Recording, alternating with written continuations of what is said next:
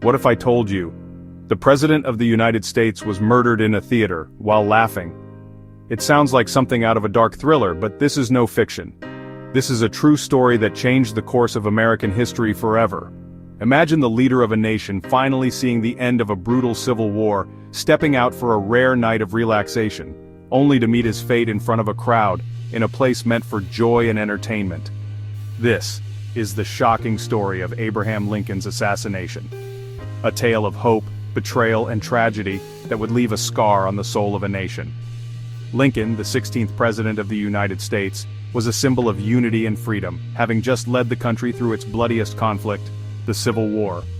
It was April 14, 1865.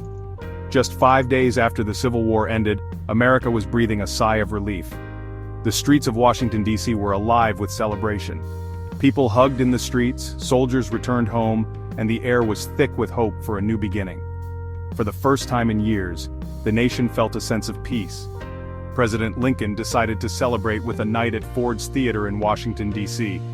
The theater was a popular spot for politicians and citizens alike, a place where the troubles of the world could be set aside, if only for a few hours. Lincoln, exhausted from years of war, was looking forward to a rare evening of laughter and lightheartedness. He sat beside his wife Mary Todd watching the comedy play Our American Cousin. The mood was light.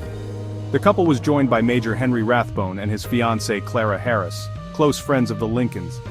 The audience was in high spirits, laughter echoing through the ornate theater. For a brief moment the horrors of war seemed far away. But in the shadows, death was approaching. Unbeknownst to the audience, a sinister plot was unfolding behind the scenes. The theater, filled with joy and laughter, was about to become the stage for one of the most infamous crimes in American history.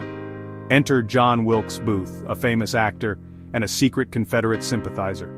Booth was well known on the American stage, admired for his charisma and talent, but beneath the surface he was consumed by anger and hatred for Lincoln, whom he blamed for the South's defeat and the end of slavery. Booth was not acting alone, he was the leader of a small group of conspirators, all determined to strike a blow against the Union. He believed Lincoln was destroying the South. To Booth, Lincoln's vision of a united nation was a betrayal of everything he held dear. He saw himself as a hero, a man destined to avenge the South and change the course of history. Booth's hatred had festered for months, and now, with the war over, he was desperate to act before it was too late. At exactly 10:15 p.m., Booth crept into the presidential box. He had used his fame as an actor to move easily through the theater, even chatting with staff and stagehands. As the audience laughed at a punchline, Booth pulled out a .44 caliber pistol and shot Lincoln in the back of the head. The sound of the gunshot echoed through the theater, silencing the laughter in an instant. In that moment, history was changed forever. Lincoln slumped forward. Chaos erupted. Mary Todd screamed, and Major Rathbone struggled with Booth, who slashed him with a dagger before leaping from the box. The audience, stunned and confused, began to panic. Some thought it was part of the play, while others realized the horror of what had just happened. Booth leapt onto the stage shouting, "Sic semper tyrannis," Latin for "thus always to tyrants." He broke his leg during the fall but escaped on horseback. The words he shouted were meant as a message to the world, a declaration that he believed he was striking down a tyrant. Booth fled the city, vanishing into the night as the nation reeled in shock. A massive manhunt began. For 12 days Booth ran, hiding in barns and woods. The entire country was on edge, newspapers printing updates on the search, and Union soldiers scouring the countryside. Booth was aided by a network of Confederate sympathizers, but the net was closing in. The nation demanded justice for its fallen leader. On April 26, Union soldiers surrounded Booth in a barn in Virginia. When he refused to surrender, they set it on fire. Booth was shot and killed.